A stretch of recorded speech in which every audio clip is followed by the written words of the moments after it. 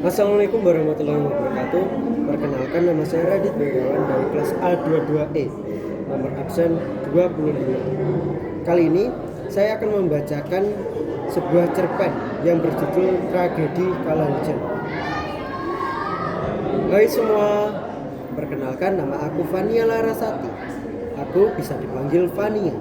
Usiaku 19 tahun. Aku anak ketiga dari 3 bersaudara.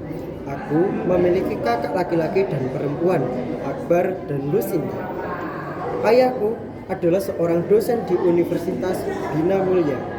Ayahku sudah wafat 3 tahun yang lalu. Ibu adalah seorang penjahit. Ibu adalah orang yang hebat. Beliau mampu menyekolahkan ketiga anaknya sepeninggal ayahku. Kali ini aku akan bercerita tentang peristiwa yang tidak terlupakan. Peristiwa itu terjadi 1 bulan yang lalu. Peristiwa yang membuatku mengubah pola pikirku 180 derajat. Peristiwa yang membuatku menangis 2 hari 1 malam. Peristiwa yang membuatku benar-benar merasa menjadi orang yang paling hina. Peristiwa ini terjadi ketika usiaku masih 18 tahun. Peristiwa yang bisa disebut peristiwa terburuk. Saat itu, sore hari dengan awan mendung, aku berjalan menuju parkiran sekolah dengan menenteng silang bag yang berisi baju olahraga dan sebagian buku paket. Hari itu sangat lelah sekali. Pagi olahraga dilanjut dengan ulangan harian 2 mata pelajaran, ditambah rapat OSIS sebelum pulang. Dengan perasaan lelah, aku berharap bisa pulang dengan tenang, kemudian beristirahat di rumah. Saat di perjalanan, aku berkendara dengan aman, dengan mengenakan helm Carglass, mengenakan jaket, dan kondisi jalan yang tidak terlalu ramai.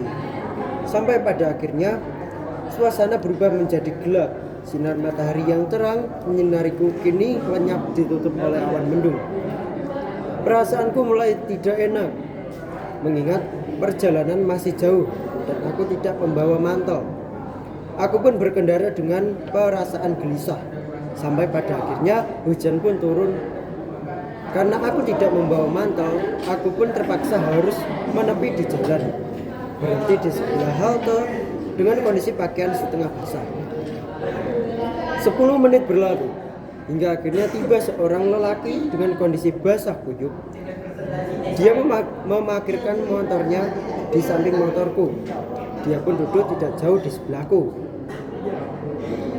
Deras sekali hujan sore ini ya mbak, ucap sambil memandangku. Iya mas, jawabku dengan nada malu-malu. Kita pun saling berkenalan, bercakap-cakap. Dari situlah kita mulai kenal. 1 jam berlalu dan hujan belum juga reda. Air terus bersatu, padahal hari itu sudah mulai gelap. Ya Tuhan, hujannya belum reda-reda juga, ucap Mas Andi dengan nada rendah. Tak lama kemudian Mas Andi mengemasi barangnya, bersiap untuk pergi. Melihatku sendirian di halte dengan kondisi hujan deras dan hari semakin gelap, Mas Andi pun menawarkan untuk pulang bersamanya. Awalnya aku menolak sampai tawaran ketiga kali, dan akhirnya aku pun menerimanya. Mas Andi bergegas menyiapkan motorku ke rumah. Mas Andi bergegas menitipkan motorku ke rumah warga di dekat halte sambil meminjam 2 mantel untuk pulang. Kami pun menaiki motor bersama menerpa derasnya hujan. Dengan perasaan gelisah karena aku pulang dengan Mas Andi tanpa sepengetahuan ibu.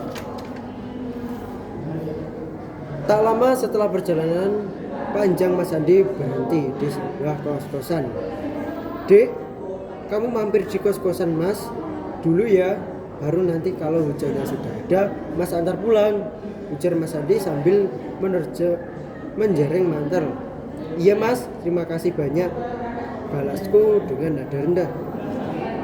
Setelah selesai menjereng mantel, Mas Andi mempersilahkanku masuk. Aku menolak mengingat ini adalah kos-kosan putra.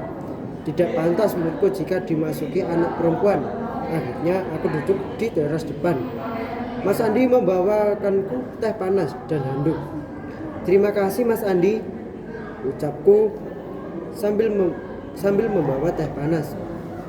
Sama-sama, ini saya bawakan handuk. Setelah ini kamu ganti pakaianmu ya Dek, biar tidak masuk angin.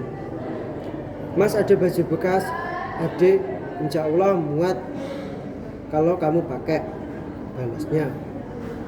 Setelah selesai menyeruput teh panas, hujan pun reda. Aku bergegas untuk ke kamar mandi untuk mengganti pakaian. Setelah keluar dari kamar mandi dan menuju ke teras depan, aku dikagetkan dengan seorang wanita parubaya yang berkata, "Astaga, tragedi apa ini? Tidak sepantasnya aku melihat ini," ucapnya dengan nada tinggi. Mas Andi yang mendengar itu pun langsung menjawab, "Tidak Bu, ini tadi." "Halah, sudahlah, anak zaman sekarang mana ada yang bisa dipercaya," balas ibu-ibu itu memotong perkataan Mas Andi. "Hujan malam-malam begini kalian berduaan malah asik bermain. Lebih parahnya lagi bawa anak gadis ke kos-kosan. Hei kamu anak gadis, tak waktu tidak kamu? Dasar anak tidak tahu malu." Dan itulah kata-kata paling hina yang pernah ku dengar. Kata-kata yang membuatku menangis 2 hari 1 malam.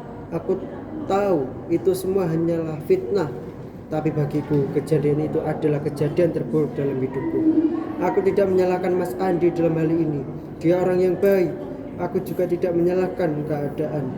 Harus aku lebih berhati-hati dalam bertindak. Apalagi aku ini perempuan.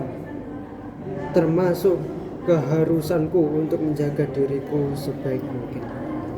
Terima kasih.